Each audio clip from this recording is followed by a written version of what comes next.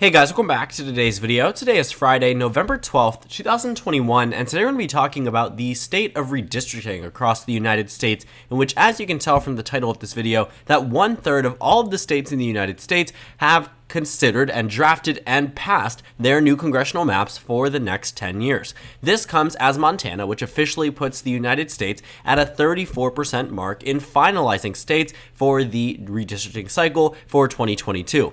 Looking at the map right now, 17 total states have finalized their maps, and they actually hold some very interesting results. Based off of these results, I want to discuss about the future of the remaining 66% of states that need to certify and choose their new maps for the upcoming election cycle. And I think all around here, what we know so far is that the maps aren't actually changing as much as we previously thought, and both sides seem to be taking excessive ways at gerrymandering individual states in order for their own party benefit. Something that we could have very well predicted decades ago, but something that I think is very interesting, especially for Democrats in this upcoming election cycle.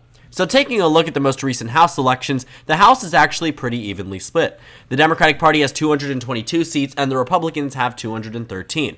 This is actually one of the closest House majorities we have seen in quite some time. In fact, it's the closest House majority since 2003. So looking at that and understanding just how close our House map is today, I also want to say that for 2022, we could also see a very similarly close map. The reason being, well, taking a look at the redistricting cycle, you will notice that the overall gains for both political parties have actually averaged out. Democrats have increased 5 Democratic-leaning seats, and Republicans have increased 5 Republican-leaning seats. If this finalizes by the end of the final maps here, you will see an pretty much equal layout for both political parties, meaning nothing super significant happening for them.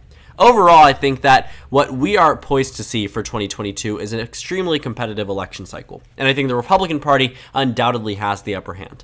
Right now, the generic ballot isn't showing good results for the Democratic Party. In addition to that, I think that just the national environment was never going to be conducive to a Democratic Party victory or a Democratic Party wave, as some might have even hoped. Overall, 2022 is likely going to be a very good year for the GOP, and I see no real reason to believe they would not win the House of Representatives, especially looking at our 1/3 point right now.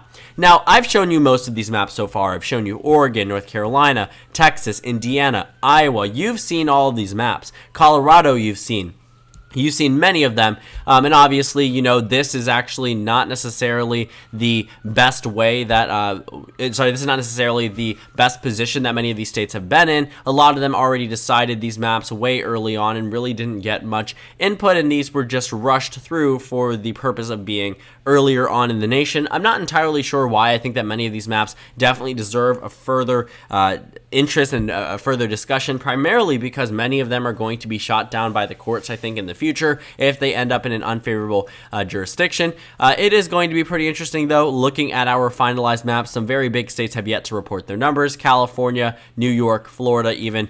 We will start to see what is ending up in these states. California actually recently releasing some preliminary drafts, which actually I want to take a look at in another video, because California is the most populous state in the nation. One thing that I actually just recently learned, which was quite surprising to me, is that I believe the number was about 1 in 8 Americans are from the state of California. I mean, that is quite fascinating if you ask me. 1 in 8 Americans are from California. That is a huge number, and that means that California holds a lot of weight when it comes down to a lot of things across this nation. So moving beyond that point, I want to briefly show you the state of Montana, because I didn't get to show you that too closely in another video, because it actually just got released, I believe, over the past 2 days. In the state of Montana, this state actually gained an electoral presence, and they've gone through 13 different iterations of a new congressional map. Well, in this new congressional map, keep in mind that Democrats have won statewide in Montana before, so it's not as if this state is as solid Republican as one might think. There have been recent victories for Democrats. I'm not talking about 10, 20 years ago, like you might see in states such as Indiana, for instance, or in states such as Missouri. 2012 was their last statewide victory. No, 2018 was a pretty good year for the Democrats in Montana. They came pretty close in the House election and also came within victory in the 2018 Senate election with Jon Tester there. In 2016, they won a governorship. Steve Bullock, as the Democrat, won that race. He ended up running for Senate in 2020, ended up losing by about 10 points on the same ballot that Donald Trump won by about 16, 17 points across the state. So arguably speaking, there have been better performances for Democrats besides those on the top of the ticket. And now looking at this new map, it is entirely possible for a Democrat to win this first district. It is now an open race. I believe this is Matt Rosendale. He is holding the 2nd district here. He has a partisan lean here, Republican plus 30. He is solid. Looking at the old map, though, the partisan lean was Republican plus 20, which means that considering that a Democrat was able to win statewide in the state is super substantial. But looking at this new map, it is completely understandable to believe that the 1st district could go to a Democrat in 2022. And it is completely reasonable to think that by the end of these 10 years, the Democrats might control the Montana 1st district for longer than Republicans. And looking at that partisan lean, you might think, no, it's Republican plus 10, especially in 2022. But Democrats have a pretty good bench for her to pull for the 2022 midterm election cycle. They probably won't be able to do well enough in order to win both of these seats, obviously, because one is way more Republican than the other. But I do think that maybe they could find someone similar to Steve Bullock, similar to Jon Tester, similar to other Democrats who have won in the past in the state of Montana, and they could make a super competitive race in the 1st district, if not win it, waste enough Republican money that it will be a race that the GOP didn't initially or never needed to focus on until the Democrats contested it. And it wouldn't require the Democrats to have a lot of fundraising money either in the state of Montana. I think that when you're looking at the Republicans who try to run against many of these Democrats, in many cases, they are lucky enough to win the primary, and that's what wins them the general election. They aren't necessarily very well-known figures or people who have been under the public eye for quite some time. Many of these Democrats performed well primarily because they had done a lot for the state of Montana in the eyes of the voters, and they were rewarded in previous elections. For many of these Republicans, however, they just run for primaries, end up winning them, and ultimately they end up in that position because Montana still leans towards the right. But to assume that it's going to be solid Democrat is completely wrong. So overall here, what do we have? You have 17 states that have given us House maps for 2022. Now, many of them are single district states. That includes Wyoming, North and South Dakota. You have Vermont, you have Delaware, and you have the state of Alaska. Now, that's 6 states. That's 6 out of the 17 that have given us maps just by the fact that they have single districts, which is arguably not necessarily the fairest metric to say that it's 1/3, but I'm going to roll with it because, personally speaking, I have been waiting for these maps for way too long, and I'm very happy that we are starting to get to a point where we can start to see the map fill up in full-on glory. Overall, taking a look at the partisan control in many of these states, I also do want to point that out, that we are starting to see many of these states begin to turn with previous total Republican control over the redistricting process in these states. I believe that it is very interesting that many of them that, first of all, have single district states, we don't need to worry much about them. I'm obviously going to characterize Wyoming, North, and South Dakota as red, but don't read much into that. These are states that really, actually, I already have singular district a singular district color here. I originally was not going to roll with it, but I ultimately decided to. But I think that taking a look at this map here, you are going to see that Republicans and Democrats have lost control over the districts that they have drawn, which means that with these finalized maps, there are no more changes needed to be made. I mean, maybe needed to be made, but there will not be any more changes to these finalized maps, which means that if Republicans gave up a state, for instance, such as Texas, which has now 38 congressional districts, and they draw it in a way where Democrats are winning equal seats as they did in this new map, there is no way for the Republicans to go back and say, we want a more aggressive map, when California, for instance, releases a map that gerrymanders Republicans into oblivion. So things like that can't be changed, which is why it's important to track this Republican-Democrat control loss or gain as a result of these new finalized maps. Because after a third of the states have finalized their maps and we are at equal footing, equal gains for Democrats and Republicans, that means we are back to ground zero. We are back to where we were before the redistricting process, which means that Republicans and Democrats now are going to have a different outlook on the outcome of these maps. So the partisan control can be outlined by split control, independent commissions, and singular districts in yellow. And I'm sure you already understand the red and blue characterizations. But to clarify, the red means these are states that are completely controlled by Republicans in terms of the redistricting process. They will have ultimate say, ultimate verdict by the end of it. And then, of course, blue ones are for Democrats. So when you're taking a look at some of these states, for instance, you have the state of Utah, which is entirely controlled by Republicans. Technically speaking, they do have a commission, but then it's on to the Republicans to confirm whether or not they want said commission changes to be put into effect. Many of these commission changes have given the Democrats one district. The Republicans will ultimately end up with 4 Republican districts and 0 Democratic districts, even though the commission in almost every iteration of their map have put the Democrats with a singular district near Salt Lake City. Kansas is fully controlled by Republicans. Oklahoma, Texas, Arkansas, Mississippi, Alabama, Georgia, Florida. Yes, many swing states are controlled by Republicans. Some of them controlled by Democrats. Some of them split control across the nation. Iowa, Ohio, these are states that are all controlled and maintained by Republicans. New Hampshire, even a state that Biden won in the 2020 election. Well, now characterizing the states held by Democrats, there actually aren't that many.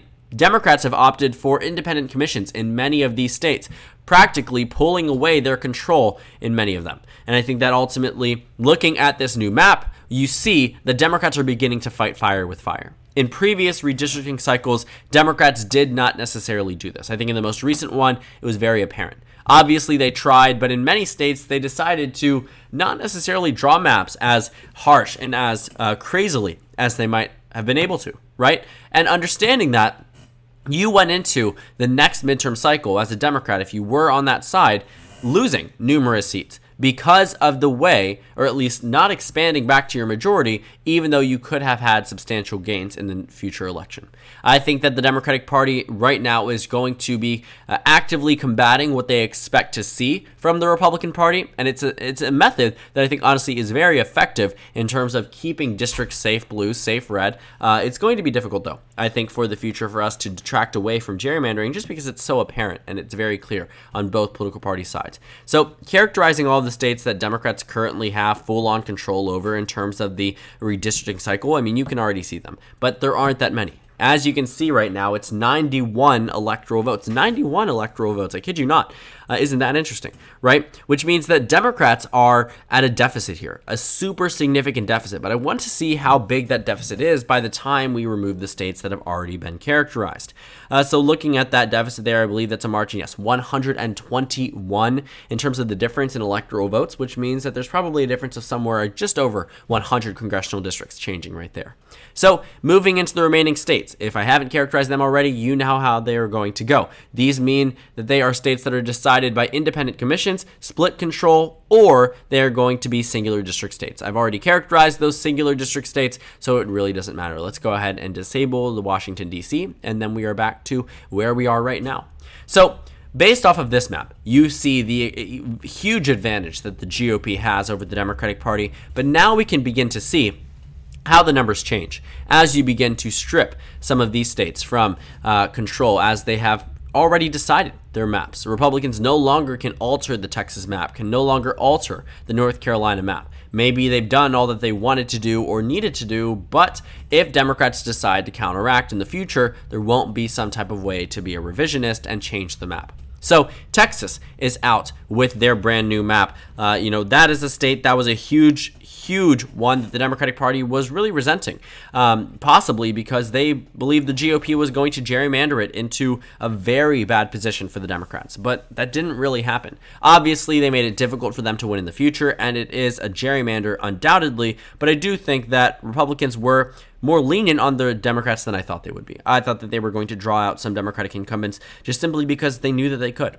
The next few states we're going to go through a bit faster just because they are states with single districts, which means that they aren't going to matter much at all when it comes down to the redistricting process altogether. That includes the state of Delaware. So that leaves us at this point in time. In addition to that, we have Colorado, which has already been decided. We have Oregon, that has already been decided. We have Indiana. We have Iowa. These are states that have already been decided. Alabama, North Carolina, West Virginia. So all of these states have already decided what their new maps are going to be. The state of Nebraska has already been decided. And the final state that has been decided is the state of Maine.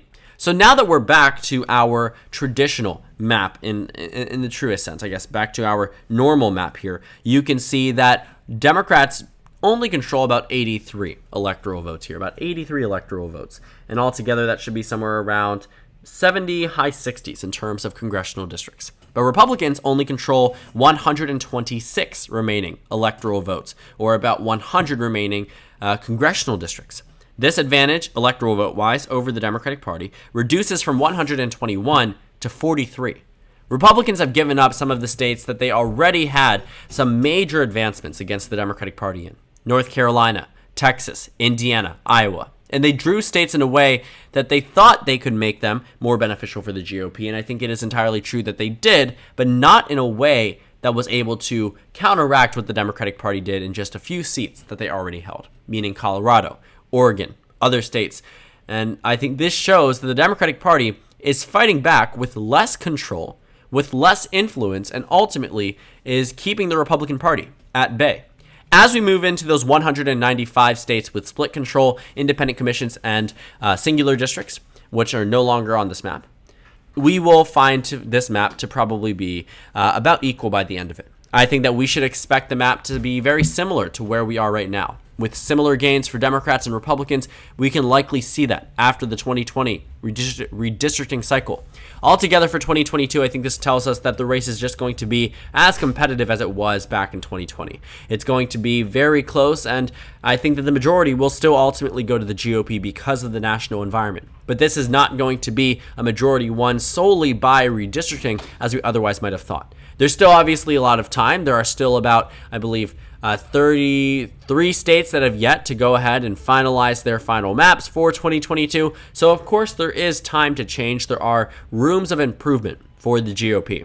But as it stands right now, their lead over the Democrats in terms of the entire cycle and the way new maps are being drawn has dwindled tremendously. And it's going to be increasingly difficult to try to make major changes, especially with new maps dropping out of states such as Florida and Illinois that are telling us these are not going to be good maps for the GOP in ways that they expected by far.